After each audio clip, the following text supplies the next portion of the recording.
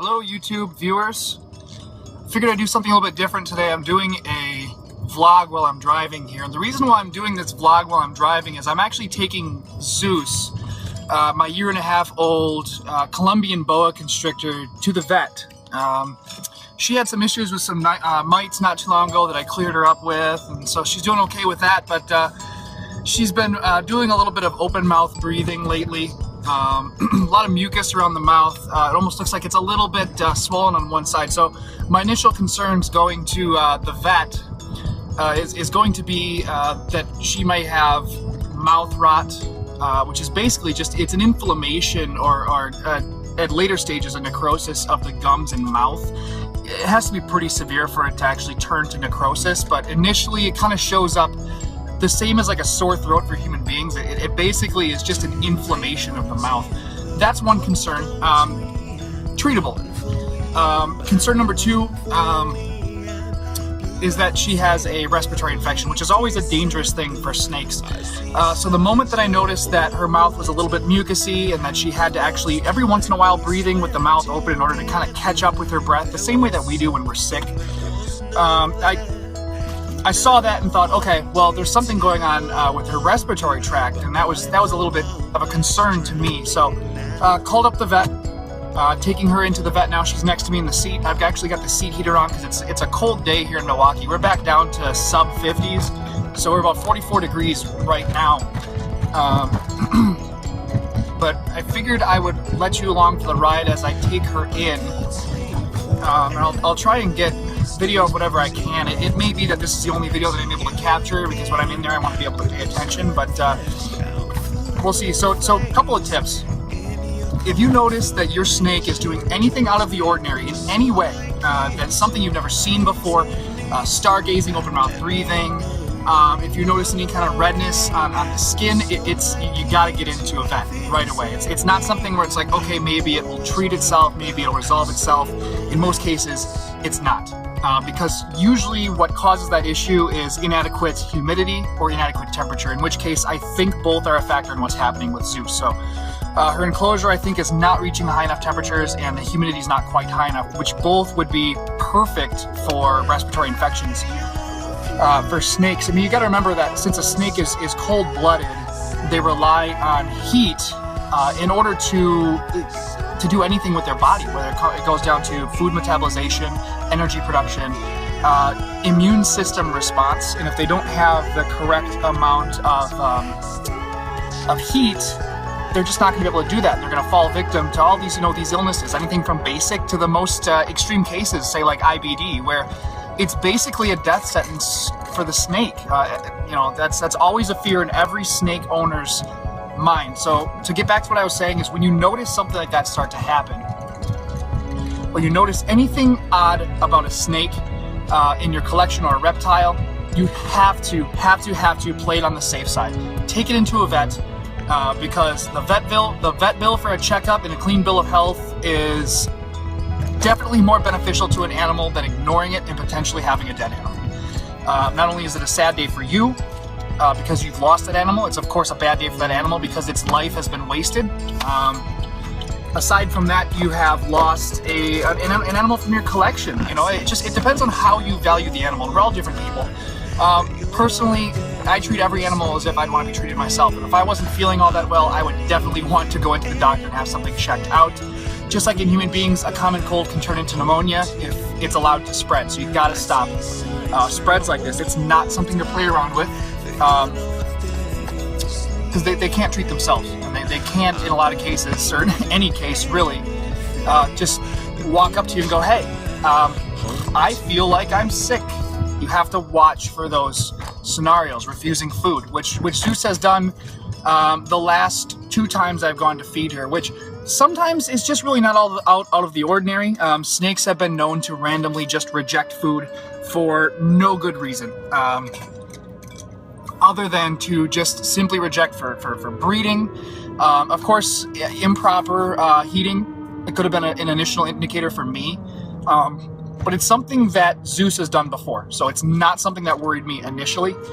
But as soon as you see those respiratory symptoms, it's something you just have to act upon. And as I'm talking to you guys, I'm getting lost here because I'm trying to head in a direction that I would normally take the freeway for, and that freeway is under construction. So bear with me here as I actually get lost on camera. To talk a little bit more about reptile husbandry and care, a little bit more bad news from my front is I recently had one of my Surinames escape, Lorelei, who was the first Suriname that I had ever gotten. I ordered her from Triple L Reptile, and she has escaped somewhere into my house. Now, there's another important thing to remember when something like this happens to you, and that important thing to remember, I'm gonna go left, even though I don't think I should. The important thing to remember is that the snake is most likely gonna stick around an area where it knows that there is a steady food source. For instance, you're feeding it, once every week, once every 10 days, 2 weeks, depending. The snake knows, just like in the wild, it's going to find areas in which it knows that wild animals, such as mice, rabbits, whatever it may be, game fowl, will cross that path, and they're opportunistic feeders. You got to remember, snakes operate on as few calories as possible. So what I'm counting on is at some point she's going to show up, probably within that room that all of my snake enclosures are in, and I'll be able to find her at that point. Now, it's been about a week, and I think it's like a week and 2 days, week and 3 days. It's not uncommon for people to lose a reptile like a snake in a house for 1, 2, 3 weeks. I've heard of it happening for a couple months before they actually find the animal, and it's hard to think of it this way, and it took me a little bit to get used to this idea, but don't panic. To quote a book that shouldn't be obscure to you, but it's probably obscure to a lot of you, just don't panic. They will show up. The one thing that I want to say right away that's very important is you have to, in essence, quarantine your house. And what that means is if you have trash bags around anywhere that is something that a snake could crawl into, you have to treat the area like it's a diseased area. Essentially, what that means is don't assume that a trash bag does not contain a snake, even if you've checked it already. For instance, if I have a bag that's going to start to fill up full of garbage in my house, at some point before I throw that away, it sounds weird, I probably should check through that garbage bag to make sure that that's not a potential accidental escape route for that snake, because that's just, it's not going to end well for that reptile, especially when you live in the northern states like I do. Or it's just as much of a responsibility to you to do it in southern states so the animal does not become an invasive species. Boas are not native to Wisconsin. They cannot survive a Wisconsin winter. Sad for the animal, but they just cannot become an invasive species in Wisconsin. So I owe it individually to the animal.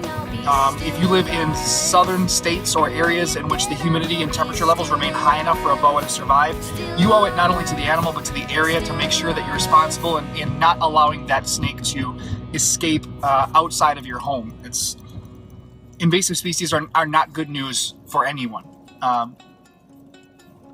It's your job to make sure the environment stays the way that it should. I mean, that's what we're all aiming to do. If you own animals, you have a respect enough for animals probably to understand that fact and to realize that it's our job to respect indigenous species and non-indigenous species in those ways. To go off on a rant, but am I concerned that I won't find Lorelei? Yes, I'm scared shitless. Pardon my French. But I have to remain vigilant and understand the fact that she's probably not going to stray too far and will come out when she's ready to feed. And snakes don't have to eat all that often, so her going for a week and a half without food is completely normal. That's about her feeding schedule anyway. I feed a little bit more often than others. I do smaller a little bit more often, so it's about every 7 days, sometimes every 10 or 14 days if I'm having a really, really busy week. But that's okay, because snakes operate on a fraction of the amount of calories daily that we do, so they just don't need food that often. So apart from that, we'll see if I'm able to check in with you guys again as this develops, as I get Zeus over here to the vet and see what we can do for her, and I'll kind of follow through with how we're treating her in hopes of empowering a lot of you to realize when it's time to take the animal to a trained veterinarian and get the type of treatment that you just can't get at home for the sake of the animal. So I'll check in with you guys in a little bit, hopefully. If not, I'll find another creative way to wrap this up maybe after the fact. So you will hear from me again, and we'll see what's going on for Zeus. So thanks for watching, thanks for sticking with me this long, and maybe I'll do these more often if you guys like this idea, this format. So I will talk to you later. See you guys. Alright guys, so here I am at the vet. Just got her settled in, got a weight on her. And here's what I'm talking about, some of that open mouth breathing. So that's not feeling threatened, that's just her having to open her mouth here and get a nice breath. Her nostrils are kind of clogged up, so we gotta take a look at that. So we'll check in here partway through the appointment. So. Hey guys, just got out of the appointment with Zeus, and I got her next to me again. It turns out what she has is in fact a respiratory infection, so I was right. Which, given that there had to be something wrong with her, I'm kind of glad that it was something that is easily treatable as that. No mouth route that I was concerned about. Just some inflammation of the mouth in relation. Now, there's a couple things that attributed to that happening. First of which being a lack of adequate temperature in the tank itself. I haven't been doing a very good job of monitoring the heat in this particular tank, and I take ownership of that. But there's another thing that I want to share with you that might be an issue that caused this to happen, and I'm sharing my shortcoming with you in order to help you understand better how to help your snakes if you have any confusion, or if you're going to try what I tried. And it's with a lot of this stuff, and I can't talk right now, with a lot of this stuff, if you're trying to set out on your own, and you can get some help along the way, or you can follow example, but you're going to stumble at some point, and it's good to be open-minded to what you've done wrong and what you can do to help your animal stay healthier. So what I've done is I had created a tank that's 4 feet wide by 2 feet deep by about a foot and a half, we'll say 18 inches tall. And I have a glass door on the front that opens forward, like I've seen a lot of breeders with larger collections have. And then what I did is I drilled about a 2-inch, or I can't remember exactly which one it was, about 2 or 2.5 inch hole with a large drill, and I filled that in with a soffit vent to make sure that the snake could not escape from that. Now, that was my idea of let's get some fresh air in there, but let's try and hold in some heat. Well, that backfired on me. And what I think that's done is anytime that Zeus defecates, which of course snakes also release urates, which of course is a reptile's version of urine, which will produce ammonia. That ammonia will build up in the tank. I mean, we're talking even before you have a chance to clean out the defecation, which is it's very important to stay on top of that as best you can. But that produces ammonia, which is actually going to be very, very aggravating to the mucosal membranes in the mouth, the throat, and in the lungs. And in this case, because it created an irritation or an inflammation of those particular membranes, or that part of Zeus's body in her lungs, it allowed for bacteria or virus. I'm not sure if I'm guessing it's probably a bacterial infection, but it allowed that to actually make its home in her lungs and to kind of spread that way. So that's, I think, at least where the infection might have started. From there, because of the inadequate temperature in her particular enclosure, her body wasn't able to fight it the way that it should be able to fight it, which is to ward it off through her immune system, which operates again through the production of energy and metabolization of foods and such via body heat, or giving heat externally, because of course they don't produce their own body heat. So the way that we're treating this is, first off, because of the treatment I had given her previously of the mite spray, it really dehydrated her skin. So to be safe, we gave her an injection of fluids. Can never go wrong with that, as long as you give at least a not too large enough amount of fluids. It's something always to make sure that the snake has enough fluid. So when in doubt, they're probably going to give your animal fluids. Aside from that, there's going to be an injection that I'm going to be giving her once every 3 days on her backside at about her 10th saddle, so about the middle third of her body. And that's actually going to be, I believe, an antibiotic that'll help to spread through her system and help with her lungs and such and clear that out of her body. Apart from that, what I'm also going to be doing is there's an oral rinse that I'm going to have for her, where I'm actually going to have to put her over a sink and kind of tilt her forward because you don't want her to aspirate these liquids. But what I'm going to do is spray the liquids in her mouth to help kind of clear out any of this whatever leftover pus that is going to build up in the snake's mouth. Now, one thing that I learned from that I didn't know previously is that snakes, just like human beings, will produce pus, which, of course, by definition is a collection of white blood cells. Now, for us, it's usually, you're thinking pus, you think that's disgusting. It's true. We usually have kind of like you'd expect to see pus like from an infected cut or from a pimple. It's liquidy and gross, and let's not go any further than that because we don't have to. For snakes, though, they lack a particular, I don't know what she exactly said, the veterinarian, but a particular enzyme in the body that allows that to liquefy. So actually what it kind of creates is this cottage cheesy sort of harder, kind of like this tonsillitis sort of deal. Not like a stone, but essentially what that means is it's not like in our systems where it liquefies and clears itself out, if we give it a chance to. It needs to actually be removed by humans for the snake. I know this conversation is getting a little bit disgusting, but this is very important stuff when it comes to the husbandry of your own snakes and being able to know this stuff, because these are certain scenarios where if your animal is sick, that it's not going to be able to help itself. You need to step in and give it some help. And in this case, I'm very glad that I was able to take Zeus in and learn some things about what I've been doing wrong as far as Zeus's enclosure, because she's the only one currently living in an enclosure like this that I had built. So I'm going to make some modifications to that enclosure to make sure that the temperature is consistently higher, because Wisconsin winter has been a problem for that. Summer's going to be a little easier on me, because then Wisconsin starts to feel a little bit more like summer anywhere else. If you don't live in Wisconsin, I can tell you that it's not this cold northern state that's always a little cooler that you think of when you think of like the Arctic Circle.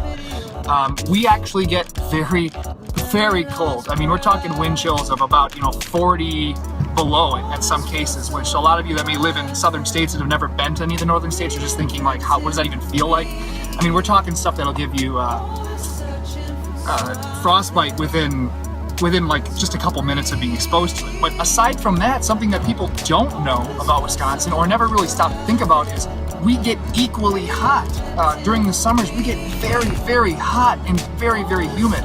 There's just, because of the Earth's tilt, we just end up getting so warm and so cold. So, I mean, we'll have days where, we're up to 100, and I know in a lot of states that happens fairly often. If you live in Texas or you live in Louisiana or Florida, you're probably thinking, well, big deal, not a huge thing. But there's a huge temperature swing in Wisconsin, and for reptile keepers, it's a much bigger deal to try and keep some of these more consistent temperatures for your snakes. In which case, boa constrictor, we're going to be thinking about 75 on the low side up to about 95 on the high side. That's about your golden area.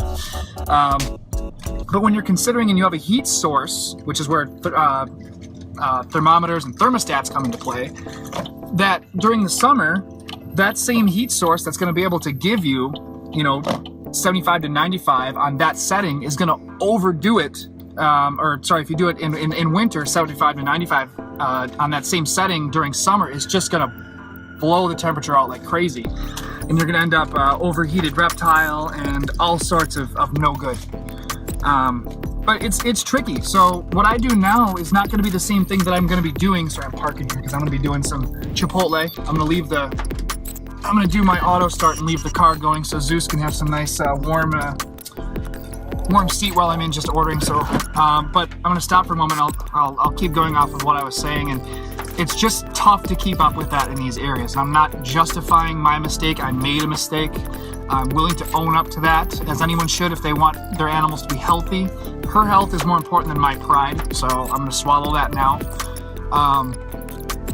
apart from that, that's my takeaway from this, and I hope that my shortcomings and my lessons can help you to better the health of your animals as well. So if you guys have any input, any stories, anything you want to share regarding infections, diseases, climate control for your reptiles, especially if you're in the very warm or the fully swinging states or colder areas that may not get quite as warm during summer but get very cold during winter. It's nice to be able to share this information and see how others do it. Even though you're not in the same climate that I may be in, I can use some pointers from you and vice versa. So I hope this has been a learning experience for you, because it has been for me. And we'll see Zeus getting much better very soon, because we have her on full treatment now. We got her on probably about $150 worth of meds now. So she is in good hands. She'll be getting better very soon. And I just got to stay diligent in keeping her temperature up and giving her those medications. So have a good one, guys. I'm gonna run in and get myself some food real quick, but I'm gonna leave her in here with the I've got an auto start in my car, so I'm gonna keep it running so she's got that nice seed heater going. But I'm gonna let you go. I'll talk to you soon, and I hope you guys like this vlog concept. I might work with a little bit more, but if there's not very good response to it, I'll stop from there. So all right, have a good one, guys. Bye.